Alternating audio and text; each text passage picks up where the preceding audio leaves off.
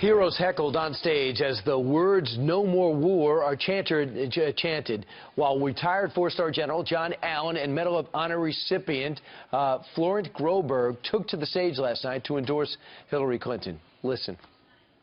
And the American military will continue to be the shining example of America at our very best. What must they be thinking as they sat on stage? Here to react is Fox News contributor, U.S. Army vet Pete Hegseth. Pete? If they were there for all 4 days, they saw the true core of the Democrat Party, not just in those chants, but in the focus and priority of this convention.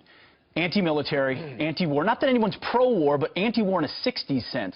Anti-police. Pro-abortion, anti-America, across the board, the core has been exposed. The Democrat Party had a choice, either after the 60s, be the party of JFK or Jim Webb, hawkish pro-America Democrats. They've chosen to be the party of John Kerry, who threw his medals into the river, of Jane Fonda. That is the modern Democrat Party. All the seeds come from Vietnam. It's not just anti-war, it's then anti-military at the bottom. And when you look at the record of Obama, how could they be for what he has given us, chopping our military and retreating on the battlefield? You know what's interesting is that people say, well, Donald Trump says the military is a disaster. What do you say? And then and they come back and say, no, we have the best military in the world. Joe Biden, Barack Obama, Hillary Clinton.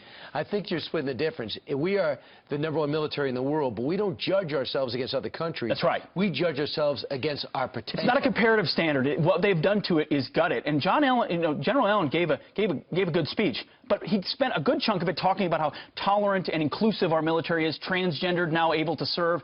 That's all. It's such a distraction from what we really need to do to defeat ISIS. But that's his audience. Of course that's his audience. That's what he has to say in order to get them to appeal to what he has to say. Rather than, this is what we will do to utterly crush and defeat ISIS, which I've talked to delegates on the floor, just not a priority for them. The biggest threat they think we have in this nation is climate change. You want to contrast it seriously, Brian. Donald Trump wants to defeat ISIS. Hillary Clinton wants to defeat the weather. That is what the contrast is in this election. Because the Secretary of State just said that to a climate change committee that was coming up with these conclusions. Says you're doing work that's just as important as those fighting ISIS. Now, a lot of people say there's a difference between Barack Obama and Hillary Clinton, where President Obama's policies obviously have been ineffective. He never should have pulled out of Iraq. Afghanistan never worked. The surge wasn't effective. They're down to a shell number of people that are basically targets in Afghanistan. Syria, 400,000 people dead. Well, Hillary Clinton will be different. Really? Did you hear her describe in her speech how we're going to take on ISIS? Bombing from the sky, local forces on the ground. That is the current policy, and it is not working. Of course, she has bear-hugged Barack Obama. She was a part of making those policies, from Iraq, as you said, to Syria, to Libya. You didn't even mention the disaster that was our intervention in Libya, which she won't talk about at all. And she also wants the same borderless world that Barack Obama is giving us. Again, a massive contrast between Trump and Clinton. The #1 terror nation is Iran. She bragged last night that we got rid of nuclear weapons in Iran without firing a shot.